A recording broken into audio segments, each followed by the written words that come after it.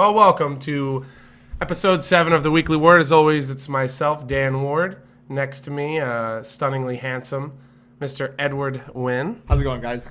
He's going to be helping me out this week, and we're going to be going over some stuff, some important topics. First off, we're going to lead with is we're going to talk about someone that deserves talking about, Adam Jensen. A little picture of him. We got this off the Wizards, obviously. Shows his accomplishments and things. First of all, congratulations, Adam Jensen. I don't know if you watch our stream or, get in there on my Twitch feeds or anything, a Weekly Ward. But you deserve it. You kicked butt. So congratulations. I don't know. His decks seemed like pretty good. I see right here his favorite card was Fall the Titans. So, yeah, Fireball is pretty good. What's going on, Jay Brew? What do you looking at his archetypes here for the drafts? What do you take from that? Yeah, so in case anyone hasn't really been following us, anyone who's new to our stream, Dan and I, we were in Vancouver, BC this past weekend for the Grand Prix. That's correct. One of the 3 that happened this weekend. It was a triple header with Grand Prix in both Mexico City and Nagoya, Japan. Obviously, BC was the most practical for us to get to, so that's why we were there battling instead. It was a great weekend for me. I had a lot of fun. We actually went back to Portland for a few days. I got to see some friends, family that I haven't that I've been kind of long distance since since I moved out to New York here. That's right, mainstay Catskill, New York, Edward Wynn. So that was fun. It was fun to get out of the cold, the freezing weather here. Just a little more mild weather. We drove up to British Columbia, 6-hour drive, not too far. And then we were just jammed Magic the whole weekend. So lots to cover today. Obviously, we can hop right in. We'll talk about Limited, all things Limited, both draft and sealed, which were the formats for the Grand Prix. So I guess we can get kind of right in. I wanted to talk about his decks. First of all, I'll kind of go in. Vancouver's awesome. If you've never been there, forget about Magic. Just food's great. I had a great weekend with Tim, Henry, and yourself, as well as a lot of the other people that I always interact with, my usual friends. Magic-wise, not so great for me. I want to go into the sealed format first. We'll talk. He had 8-1 with a red-white deck. I think sealed is very tough. This sealed is very tough.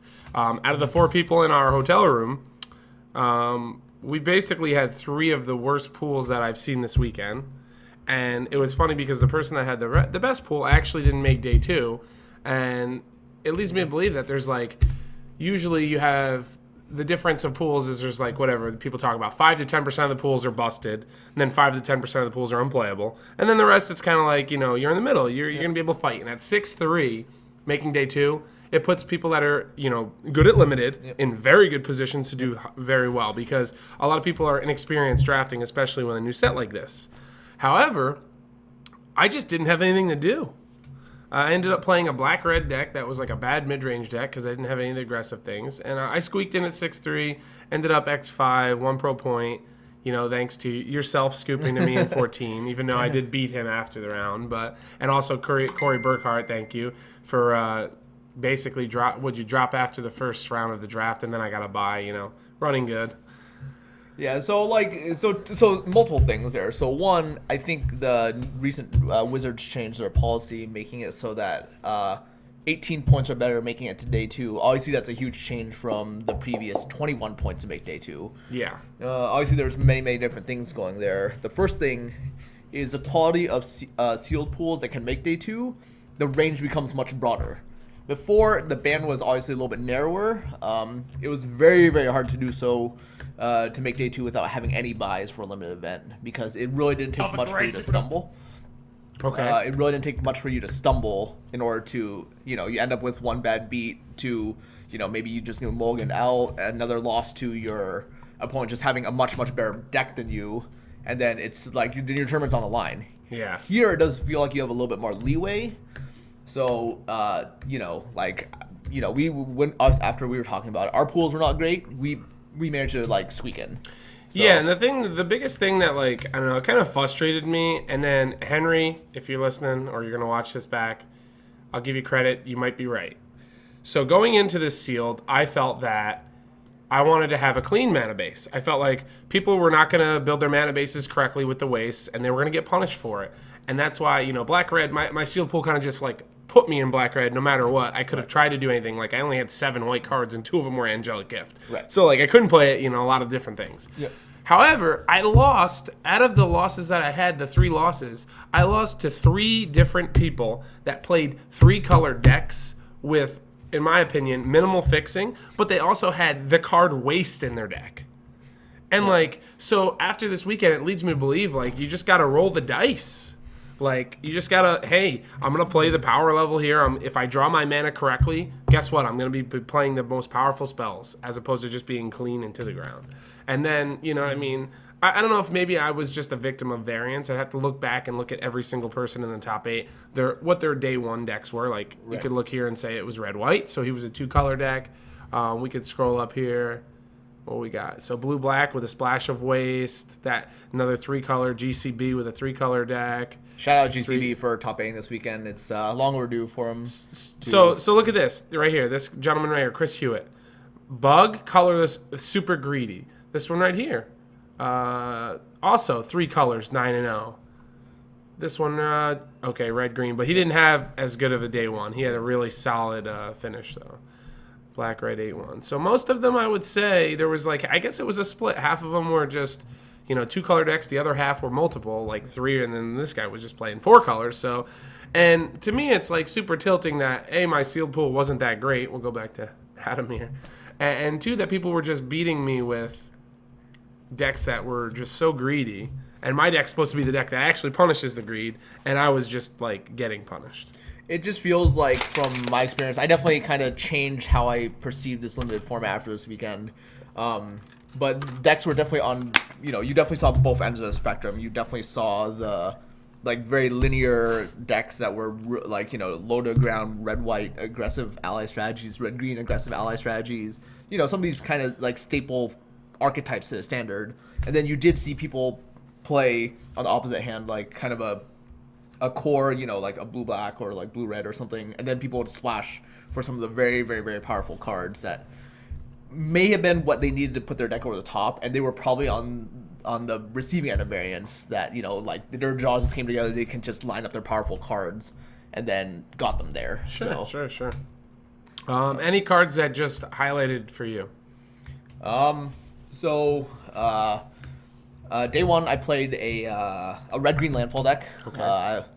The pool, I felt, kind of built itself. It was just a reasonable curve. None of my spells were phenomenal, but there were no cards that were, this card's terrible in my deck, which I did see a fair amount of people playing cards I feel might have been questionable because either they weren't necessarily able to correctly identify the power level, or if their deck just didn't allow them to play a different card. So the cards that, a lot of the staples still did, a lot of the staples that we identified as good, they were the ones that, consistently performed well for me. Relentless Hunter, the 1 red-green 3/3 for 3 mana you can pump, give it +1/+1 trample. That, that card was one of the cards that kind of pushed me in that direction. I also had a Grove Rumbler from Battle for Zendikar, the 4 mana 3/3 landfall gets +2/+2. Yeah, that card's very good too. Those were kind of the staples that were in my deck. Okay. So I'm kind of glad Adam said here is the card that surprised him the most this weekend was Cinderhillion. So those of you that watch the coverage, I did a segment called Save My Sealed Pool. I was there with BDM. We had a red-blue deck. And one of the main things that I changed about the deck was the fact that they had 2 copies of Cinderhillion in their sideboard. So maybe I got that one right. There you go. So I'm kind of happy about that. But the one card that, I don't know if people have been reading up. I don't know really who's been putting out information on the limited format so far. The card that really impressed me this weekend was a card I didn't play once. I played green-white in both of my day 2 drafts. Did not see this card once to take it, to put it into my deck, but lost to it multiple times. Do you know what that card is? Let me brush up a little shoulder-to-shoulder action right here. I got blown out by that card. I mean, the vanilla creatures, the aeronauts, the 1/4 vigilance guy, multiple shoulder-to-shoulders just put me in such a bad position. I swear, I don't think that card is first pickable, but I think it is very good. And, if not the second, the third best white common in the set. Yeah, so it kind of goes back. So at first, I was kind of in the same boat as you. I was support 2 draw card, pretty innocuous. Like nothing. It's just like that you really, that you think is insane, right? But someone who I was doing when I was doing some prep work for Vancouver this past week, they had mentioned that it's analogous to travel preparations from Innistrad. So anyone who didn't play back then, travel preparations is a green sorcery. It costs 1 and a green, and it says put 2 +1/+1 counters on 2 creatures you control. I think it's something along that line, and it flashes back for 1 white. Okay. So that was actually the best green common back then, because the green-white aggressive decks, that was exactly what they wanted, and this card draws many similarities to that. So granted, you don't get the effect twice, but being for 3 mana support 2, it goes great with decks that have 1 drop into 2 drop or 2 drop into 3 drop, and then turn 4 support. The fact that it replaces itself almost rarely never makes it a bad card. Sometimes the worst case scenario is you only have 1 creature to support, and then it just allows you to make your creature a little bit more relevant, and then you get to replace it right away. Yeah. So that card definitely stood out as one of the better cards. And in this block, we've talked about it a lot, how with the 1 pack of battle, you kind of lose synergy. This card kind of puts the synergy back in the white-green decks. There's so many cards I can think of right away. The Pop, the 3/1 that gains trample if it has a counter on it. Yep.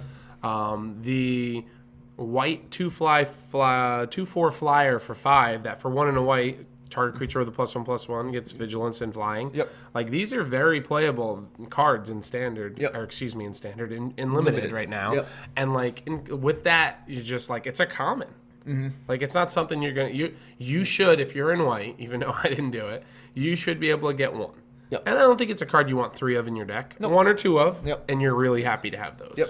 They're always fine cards, consistently fine cards. So, again, you want to be careful on overloading on that type of effect, since it's neither a removal spell, which white does have a ton of in those slots, or it's necessarily a combat trick that kind of pushes your creatures through in combat.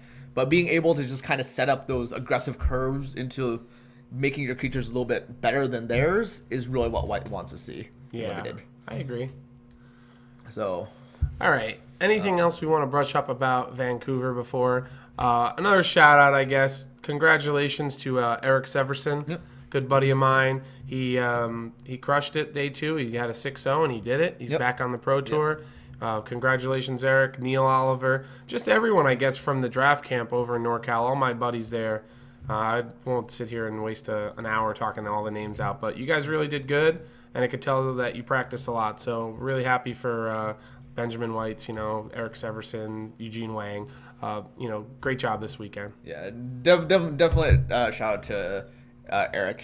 I remember talking to him at the end of day 1, and he definitely looked a little bummed out because he went X2, and he actually did need to rattle off the 6-0, the 3-0 across 2 drafts in order to hit that invite, which gets him to silver to hit Atlanta this weekend. So yeah, it's pretty unremarkable. He's had such a good year and a half to 2 years now, and for a lot of people, the way he came off at the last Pro Tour of Right. being like 11-0 and then not making it and then having the last round, like, he's just been through a lot, and he's kind of took it in stride. Like, I think a lot of players would, be on tilt really, and just, he's moved through, treaded, and just took it in stride. yep. So that, I'm very very happy for him. Yep.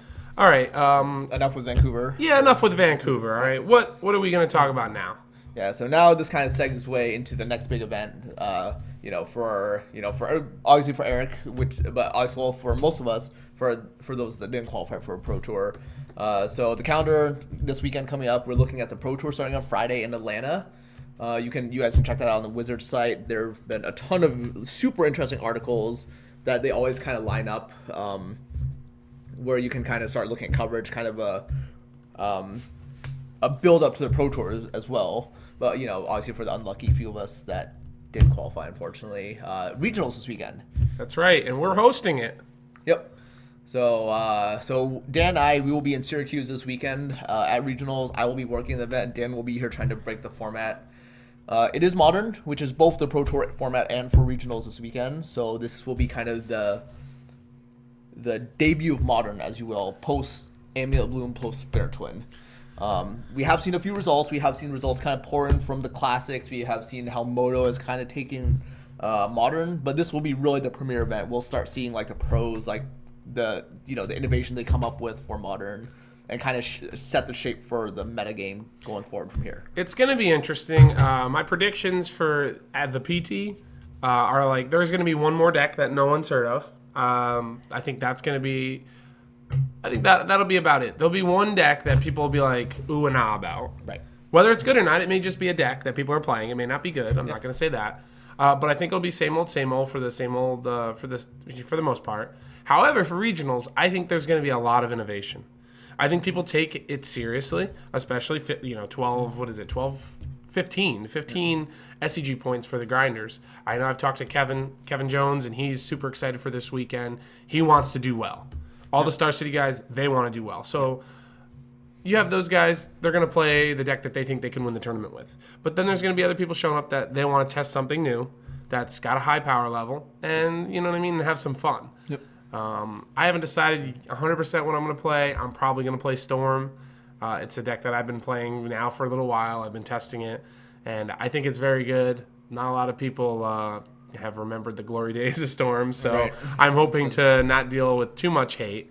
But yeah, I think this weekend is going to be very good for modern players around the world. Yeah. You're going to be able to not only if you're not going to the PT, don't be sad. You get to watch it all Friday, yep. and then play regionals. If you're not near a regional and you don't want to play a regional, guess what? You have the Super Bowl of events going on, the PT, right. and the Super Bowl. Yep. So it's pretty sweet. Yeah, lots of modern coverage for modern fans out there this weekend. Obviously, the Pro Tour will probably be people's event of choice to watch, kind of see how that unfolds. But obviously, for everyone who maybe don't care so much about the limited rounds or when the coverage kind of slows down a little bit at the PT in between rounds, obviously we will be streaming our regionals event as well for those of us who want to join. Yeah, definitely. If you want a multi-stream, we're going to have featured matches. We're going to have stuff going on between the coverage. I know right now we have over 150 people pre-registered. Yep. If you are a local, it's pretty easy. I'll just pull this up real quick. Don't want to too much here. Here we go. And go right to our site. Pretty easy. It's the second banner. You can either scroll down or hit the second banner. You go right here, and it'll link you right here. Yep. We're in constant contact. You fill out your information, and you're all good to go. Yep. And I would suggest that no matter where you guys are, if you do plan on attending regionals this weekend, I would suggest you guys to get in touch and pre-register, because I know a lot of places are starting to look at, hey, we might have to raise our cap. We might have to look at expanding into another building or something, because there's been a lot of demand for this regionals event at various places around the U.S. So, yeah, no secret tech yet, Marco. And the Super Bowl, if you go to a really good pho place, they have this thing called the Super Bowl. It's really big, and it has everything that they have. They put it in there. It's awesome. yeah. All right, enough of the shenanigans. Let's get to some modern talk. So we talked. Here you go, regionals. Bang. We're gonna go over here to the latest classic. Danny Jessup came in first with Infect. I'll do a quick rundown. I don't know if you've seen this yet. Joey with Scape Shift. Then we have Burn, Tron, Burn, Affinity. It seems like we're doing Ring Around the Rosie here. And there's a ton of Burn and Tron. Surprising. Affinity, still in here. Yep. Second page, guess what?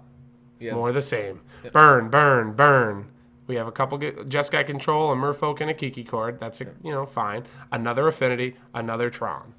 What stands out to you looking at these 16 deck lists? So kind of the obvious, to kind of get that out of the way is the pillars of the format that were there prior to the bannings have more or less gone better. Okay. Right? We saw the Naya Burn based strategies that was pretty common before. That deck definitely picked up a lot of steam going in since Burn Twin was one of its poor matchups. Correct. Right, because it was hard to kill them with the cards in your deck before they could just more or less combo you on turn 4 at will.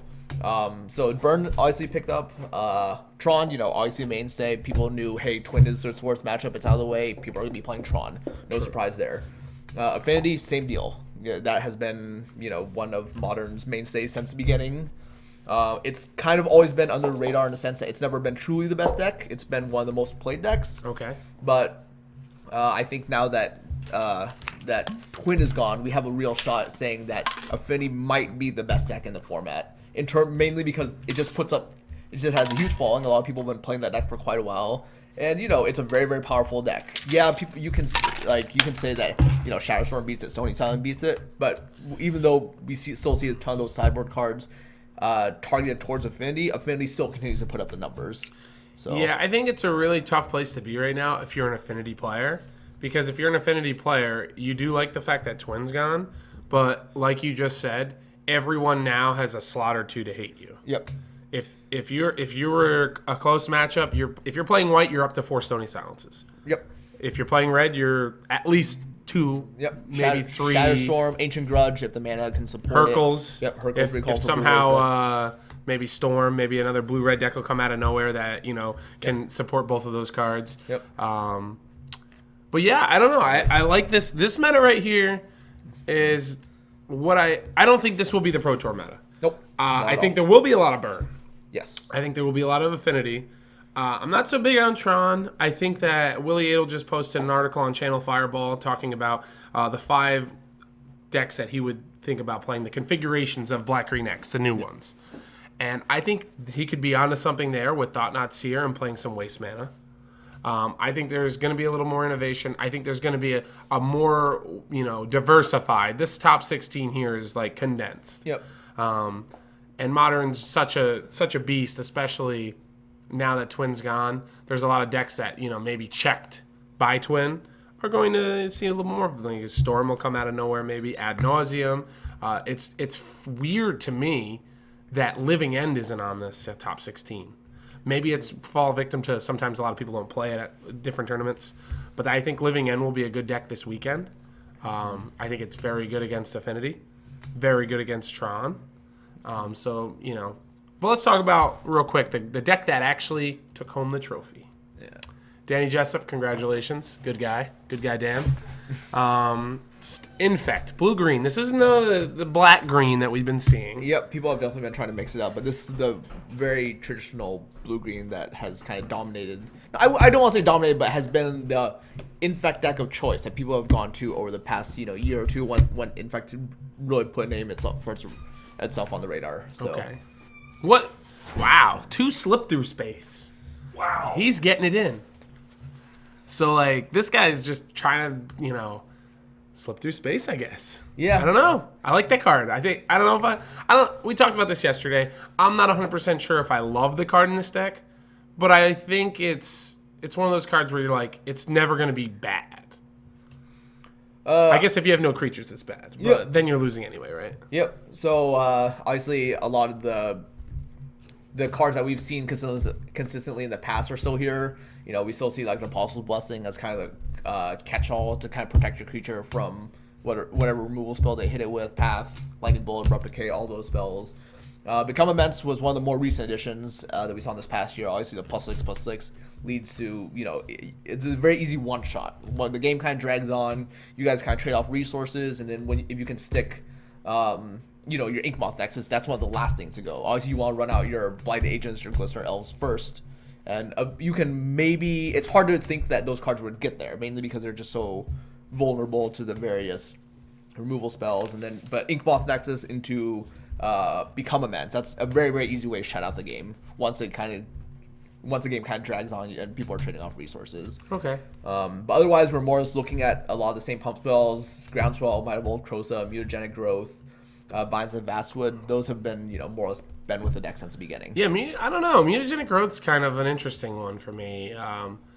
I've been playing Infect a little bit here and there. I don't really like it. I think it's more prevalent now because Burn is more prevalent. Mm-hmm. But it's you gotta think of this deck as a combo deck, and it doesn't really. You need 2 of them to be able to still kill your opponent with one of your other spells. So I don't think it's terrible, but I'm not oh my god, I love having 4 mutagenics in my deck. I would, simply looking at this list, I would trade at least 1 or 2 for Groundswells. Sure, but the advantage of Mutagenic Growth is it's an easy way to kind of help you play around Lightning Bolt. Because you can go for the first pump spell. If they try and kill it, then you can Mutagenic Growth to give it a little bit over the top, especially with the Noble Hierarch trigger. It kind of puts it out of Lightning Bolt territory. So okay. All right, that's fair enough. 1 Viridian Corruptor, you think that has to do with Affinity? That's probably kind of his hedge? Yeah, that's probably the main deck hedge. And the Twisted Image, too? Yep, kind of those are both meta calls as you Yeah, call. So and it makes sense because he's limited the Spellskites now, which neither here. I don't know. I think Spellskite wasn't in this deck necessarily to beat Twin. It was in this deck just to protect its creatures. Yep. And so, playing Slip Through Space and playing Twisted Image, like Twisted Image is fine because it deals with your opponent's Spellskites. So if you're limiting that for like the mirror, I'm okay with that. But the fact that he's only running one now leaves him a little open, I think. Mm-hmm. He's got the second one on the board. I see that. Not much of this sideboard has changed at all. Nope. So maybe this is another good choice. Yeah. So I think I don't necessarily want to say it's a bad choice. I think people are more or less playing the decks they know, like prior to this weekend. So anyone who was qualified for a Pro Tour that maybe has been to one of these opens or classics, they're probably not showing whatever they came up with, right? So and anyone who is a more casual player, maybe they kind of stuck with what they owned already. Okay. So maybe if there is new innovation, it's really going to be this weekend. People right now, the meta more or less just looks like a default meta, I guess, kind of a level 0 if you want to think about it that way. Okay. Everyone just kind of stuck with their guns, made some changes, but probably nothing new, nothing too new or too crazy. People are just more or less sticking with what they know, whatever they had before this weekend. Okay. So one deck we don't see on here at all is the Eldrazi deck. Yep. Do we think what's your views on that? Do you think that's going to be a big deck this weekend? So I'm actually not certain how I feel about that deck. Marco and I were talking about it a little bit this weekend, and some iteration. So the storyline of that deck is, at first it was, it started popping up. I remember my draft group back home, Draft PDX. We kind of talked about, someone made a thread about it saying like, hey, does anyone, how do people feel about this black-white deck that's kind of, like not really taking over, but it's kind of like slowly been putting up results on Magic Online. On MTG Goldfish, there was a deck that was a few people were consistently putting up the 5-0-4-1 numbers with the deck at the beginning. And then that was when we kind of saw it really pick up and it really took off. That kind of lined up with Eldrazi Temple and Ugin starting to spike because there was just so much demand for that deck. Okay. We also saw the first time it was covered on Star City Games. I think that was at one of the Modern events before the end of the year. Okay. And that was the first time we actually saw a camera, we saw it in action. Since then, it does kind of feel like it's petered off. Part of that might be because its best matchups were against the fair decks. It had phenomenal matchups against Jund, the black-green base decks, and Twin. Okay. Mainly because you could very easily outvalue your opponent. Relic was very good against both Snapcaster Mage and Tarmogoyf. And you just had hand disruption to kind of break up both of their strategies. Okay. So now it's obviously, we obviously see no copies of it in top 16. It's kind of disappeared on Moto as well. So I'm not sure if it was just kind of a flash in the pan type deck where people like saw it and got really excited about it, and then it just kind of petered out and didn't really do anything. I'm not really sure. It might be a deck going this weekend, who knows?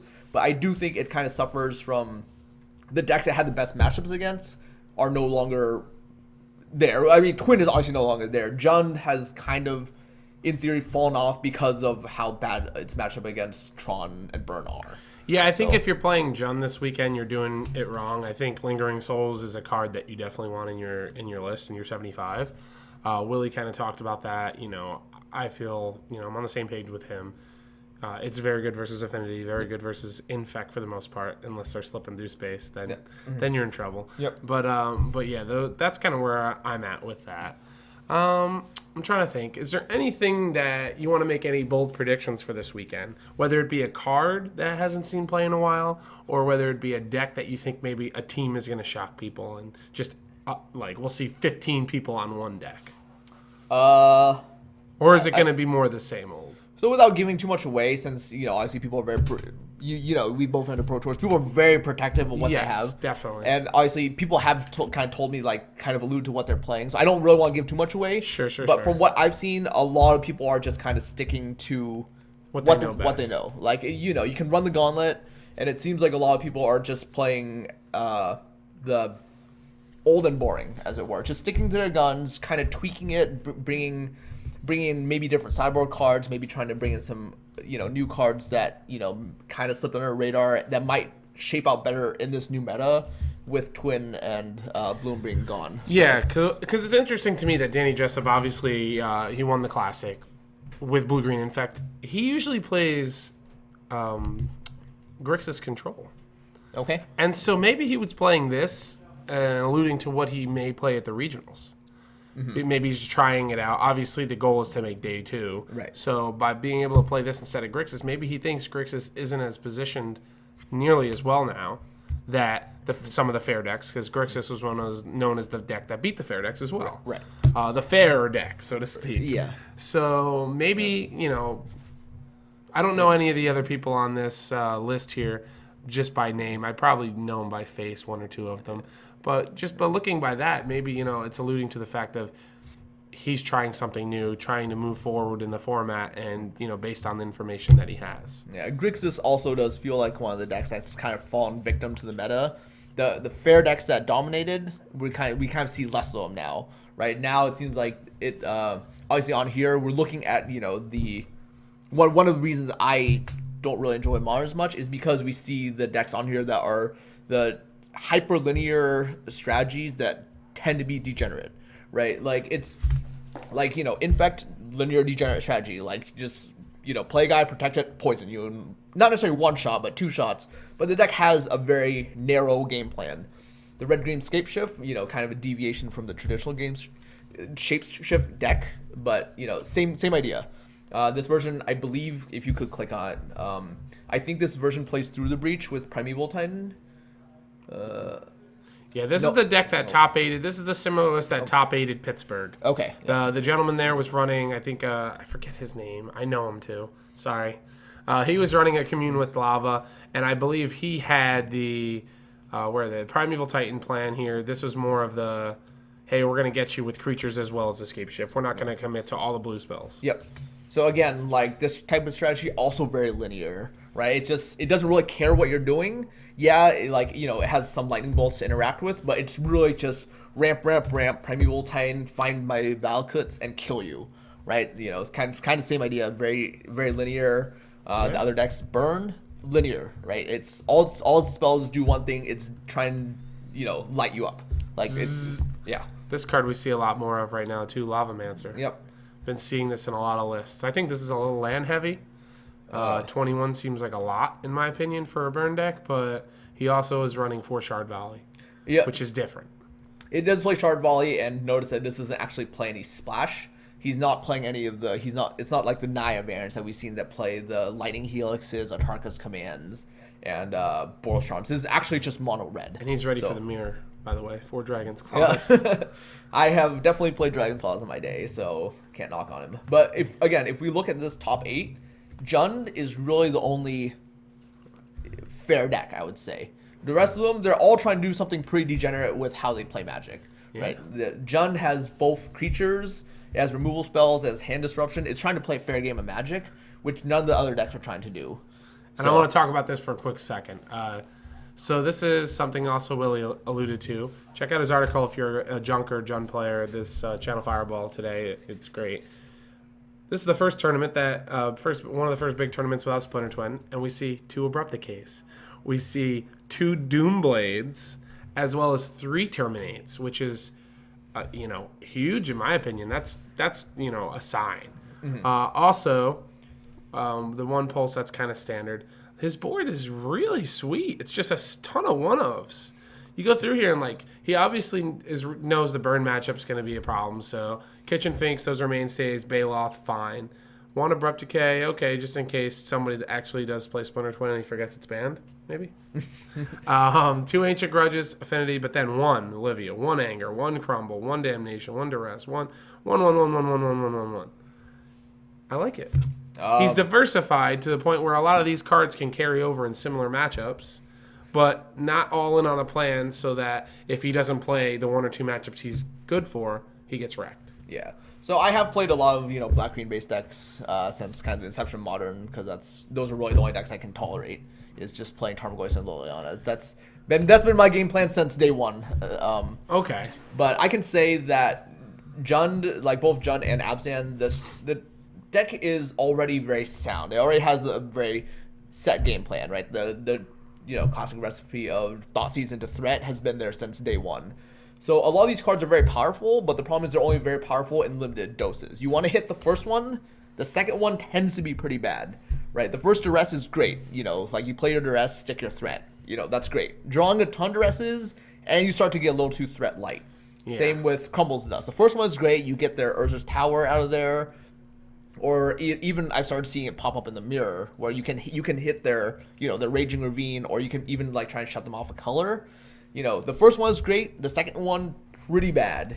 So and I think this is definitely a different look at it. Okay. But I'm not necessarily sure that I necessarily agree with all these choices. So, but Okay. it is something worth noting, Definitely. and it might just be kind of the carpet bomb the format. I don't know what I'm playing. I'm just gonna have one card for everything type thing. So. Because a lot of these cards are the best at what they do. Obviously, Shatterstorm is probably one of Jun's best cards against Affinity. Crumble to Dust, one of the best cards against Tron. Opposite Baloth, Kitchen Finks, the best cards against Burn. Abrupt Decay, one of the better cards against Infect. These are really the best cards for the meta, given what we know right now. Sure. So. All right.